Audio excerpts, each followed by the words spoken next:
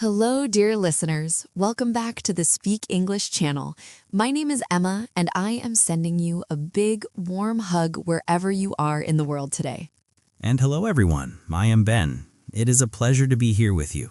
We hope you are sitting comfortably, maybe with a cup of tea or coffee, ready to relax and learn with us. Today, we are going to explore a topic that is very human. It is something that Ben and I talk about often. It is about the noise inside our heads. Today, we are talking about how to stop overthinking. It is a very important topic. But before we begin this journey, we have one small favor to ask you. Yes, it will only take a moment. If you want to improve your English and listen to more conversations like this, please look at your screen right now. You will see a button that says subscribe. Please click that button. And next to it, there is a small bell icon. Please click that too. When you click the bell, you will get a message every time we post a new video. We don't want you to miss any episodes, so please subscribe now. Thank you so much for your support. Okay, Emma, let's take a deep breath. Let's talk about overthinking. Overthinking. It is a big word. Ben, if you had to explain this concept to a friend who is learning English, how would you describe it? That is a great starting point. To me, overthinking is like a broken record. Do you know what a record player is? Yes, the old music players. When the record is scratched, the song repeats the same line again and again and again. Exactly. Overthinking is when your brain gets stuck on one thought. Usually it's a negative thought. You think about a problem, but you don't solve it. You just look at the problem from every angle until you feel sick. That's a perfect description. It feels heavy. I think there are two main types of overthinking. One is about the past, and one is about the future. Let's break that down. What does overthinking about the past look like? Well, for me, it usually happens at night. I lie in bed and suddenly my brain remembers something I said in 2015. 2015? That was a long time ago. I know, it's irrational, but I think, oh no, I made a mistake in that conversation. Why was I so awkward? Did that person hate me? I replay the memory like a movie, but it's a sad movie, and I watch it 10 times. I think many of our listeners can relate to that. We call that regret. We worry about things we cannot change. The past is finished. It's a closed book, but we try to open it again. Exactly. And what about the future? The future. That's where I struggle. Overthinking the future is called worry or anxiety. It's the what-if game. The what-if game? How do you play that? It's a terrible game. You ask yourself, what if I lose my job? What if I get sick? What if I fail my English exam? What if nobody likes me? It sounds like a horror movie in your mind. It is. You create a disaster in your imagination that hasn't happened yet. And honestly, it probably will never happen. But your body feels stress like it's happening right now. That's the scary part. Our bodies don't know the difference between reality and imagination. When you think about a scary thing, your heart beats fast, your hands get sweaty, you feel tired. So why do we do it? If it hurts us, why be humans overthink? This is interesting. I read an article about this. It said that our brains are designed to protect us. Thousands of years ago, humans lived in the wild. We had to worry about lions, tigers, and storms. Right. If you were a caveman and you didn't worry about the tiger would eat you. So worrying kept us alive. Yes, our brains are looking for danger. But today, Ben, there are no tigers in our studio. No tigers here, just microphones and coffee.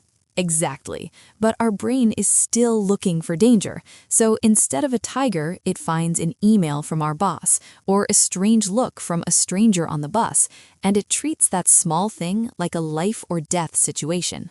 That makes a lot of sense. Our software is old, but our world is new. We're scanning for threats that don't exist. So the first step to stopping overthinking is understanding. We need to understand that our brain is trying to protect us, but it is confused. We need to say to our brain, "Thank you for trying to protect me, but I am safe. There is no tiger." There is no tiger. I like that. Listeners, say that to yourself right now. There is no tiger. Now, let's get practical, Emma. Our listeners want solutions. They want to know how to stop. Imagine a listener is sitting at home right now and their mind is racing. They're worrying about everything. What's the first technique we can give them?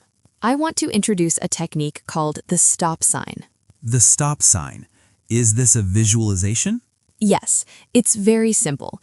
When you catch yourself overthinking, maybe you're washing dishes and you start worrying about money, you need to interrupt the thought. How? You close your eyes for 1 second and you imagine a giant red stop sign, like the ones on the road. It's bright red. It has big white letters STOP. Visualizing a clear image. Yes, and then you say the word stop out loud. You don't have to shout, just a firm voice. Say stop. It sounds too simple. Does it really work? It works because it breaks the loop. Overthinking is like a train going fast down a track. You need to pull the brakes. Saying stop surprises your brain. I actually do something similar. I use a physical action. I snap my fingers. Or I clap my hands once. Ooh, I like that.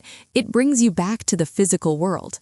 Speaking of the physical world, that leads us to my favorite technique. We mentioned it briefly in other episodes, but today I want to go deep into it. It's the 5-4-3-2-1 grounding technique. This is the best technique for B1 learners too, because it uses vocabulary. It does. Let's do it together, Emma. And listeners, I want you to do this with us. Stop what you're doing. If you are walking, stop walking. If you are cleaning, sit down. Okay, I'm ready. My eyes are open. The goal is to use your 5 senses to connect to the now. Overthinking is in the future or past. The senses are in the present. So, step 1, look around and name 5 things you can see. Go ahead, Emma. Okay, I see the pop filter on my microphone. It is black. I see the green plant in the corner of the studio. It has shiny leaves. I see your glasses, Ben. They reflect the light. I see the wooden texture of the table. I see the clock on the wall. The second hand is moving. Excellent. You notice details, not just a plant, but shiny leaves. This forces your brain to focus. Step 2, name 4 things you can feel or touch. Okay, I can feel the headphones pressing against my ears. I can feel the soft fabric of my sweater. I can feel my back touching the chair. I can feel the cold water bottle in my hand. Very good. Step 3, name 3 things you can hear. Be quiet and listen. Okay. I hear the hum of the computer. I hear a car driving by outside, very faintly. I hear my own breathing, in and out. Step 4, name 2 things you can smell. I smell the coffee in your cup. It smells strong. I smell, maybe the rain? The air smells fresh. And finally, step 5, name 1 thing you can taste. I can taste the mint from my toothpaste this morning. Now, Emma, how does your brain feel? It feels quiet. I forgot about my worries while I was counting. Exactly. You cannot worry and count at the same time. The brain cannot do both. That's magic. It's biological magic. Listeners, please write this down. 5 see, 4 touch, 3 hear, 2 smell, 1 taste. Use this whenever you feel panic. Let's move to another strategy. This one is for the people who overthink about decisions. Oh, decision paralysis. Should I buy the blue shirt or the red shirt? Should I eat pizza or salad? Should I study English or watch a movie? Yes, some people spend hours deciding simple things. They're afraid of making the wrong choice. Ben, tell us about the good enough rule. The good enough rule changed my life. Perfectionists think there is one perfect choice and everything else is a disaster. But reality is different. Explain that. Usually, there are many good choices. If you choose the red shirt, it is fine. If you choose the blue shirt, it is also fine. Neither choice will ruin your life. So we're looking for a choice that is good enough, not perfect? Exactly. B1 English is a great example. Many students overthink their sentences. They think, if I make a grammar mistake, it is a disaster. So they stay silent. And because they are silent, they don't practice. And because they don't practice, they don't improve. Right, so apply the good enough rule. Is your sentence understandable? Yes, then it is good enough. Speak it. Done is better than perfect. Can you repeat that? That is a quote to live by. Done is better than perfect. Making a decision and moving forward is better than standing still and looking for perfection. I have a challenge for our listeners. The next time you have to make a small decision, like what to eat for dinner, give yourself 30 seconds. Only 30 seconds? Yes, look at the menu, count down 30, 29, 28, and when you hit 0, you must choose. No changing your mind. That sounds scary, but also freeing. It trains your brain that nothing bad happens if you choose quickly. Precisely. You learn that the world does not end because you ordered the wrong sandwich. Ben, I want to talk about something a bit deeper now. We talked about techniques, but sometimes overthinking comes from our emotions. It comes from loneliness or sadness. You're right, Emma. Sometimes the noise in our head is there because we are afraid to feel our feelings. We overthink to avoid feeling. If I worry about the future, I don't have to feel sad about the present. So what do we do about that? This is hard work. We need to practice self-compassion. Self-compassion. Being kind to yourself. Yes, imagine your best friend comes to you. Imagine she is crying. She says, "Oh, Ben, I am so worried. I think everyone hates me. I'm so stupid."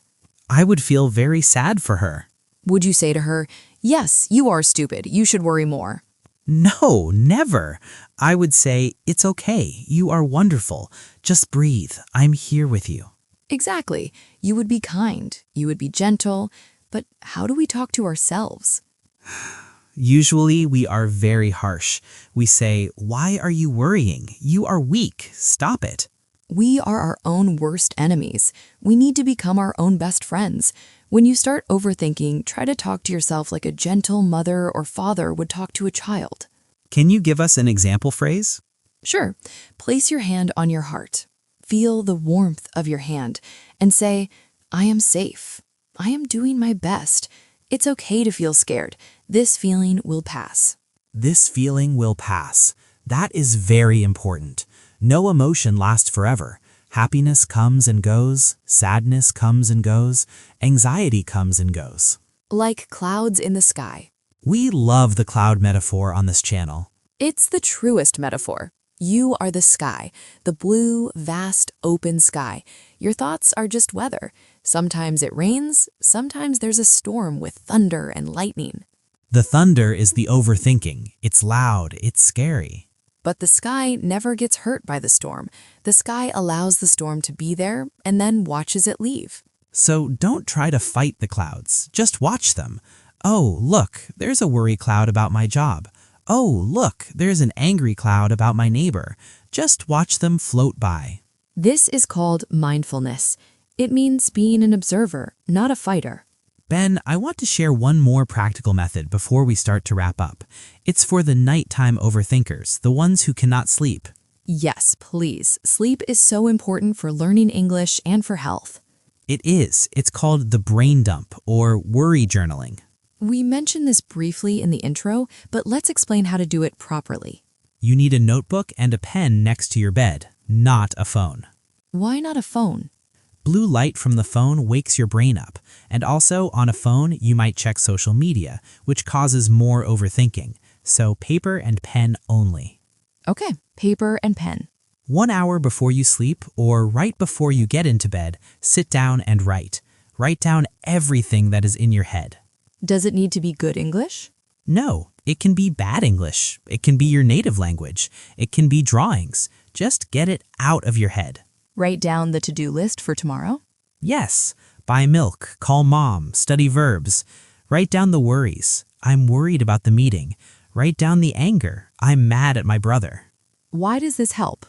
Because your brain is afraid of forgetting things. It keeps reminding you, don't forget to buy milk. Don't forget to buy milk. That keeps you awake. But when you write it down, your brain relaxes. It says, okay, Ben wrote it down. It is safe on the paper. I don't need to hold it anymore. I can sleep now. It's like offloading a heavy backpack. You carry the backpack all day, at night you put it on the floor. Precisely. I do this every night. If I don't write my list, I cannot sleep. I'm gonna try this tonight. I usually just try to force myself to sleep, but that never works. Forcing sleep is like trying to catch the wind. You can't force it. You have to create the right conditions for it to come to you. We've covered so much ground today, Ben. Let's review what we've learned. We learned that overthinking is a loop. It's our brain trying to protect us from tigers that don't exist. We learned the stop sign technique, visualizing a red sign to break the thought. We practiced the 5-4-3-2-1 grounding method, connecting to sight, touch, sound, smell, and taste. We discussed the good enough rule. Remember, done is better than perfect, especially when speaking English. We talked about self-compassion, treating yourself like a dear friend, being the blue sky, not the clouds. And finally, the brain dump, writing your worries on paper to let your mind rest. That's a lot of tools for your toolbox. You don't have to use all of them at once. Just pick one, try it for a week, see if it helps. And please, be patient with yourself. You have been overthinking for many years. It will not stop in one day. It takes practice. Like learning a language, you don't become fluent in one day. You don't become mentally calm in one day, but every step counts. Ben, before we go, I want to ask the listeners a question. Go ahead. Listeners, we want to hear from you. Which of these techniques do you want to try? Or do you have your own trick to stop overthinking? Please leave a comment below. It's a safe space. We are a community here. We support each other.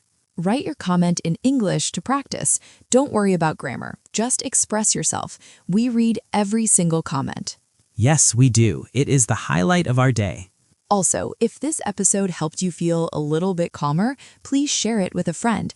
Maybe you have a friend who worries a lot. Send this link to them. It might help them sleep better tonight. Sharing is caring. Thank you, Ben, for this conversation. It helped me too. I feel lighter.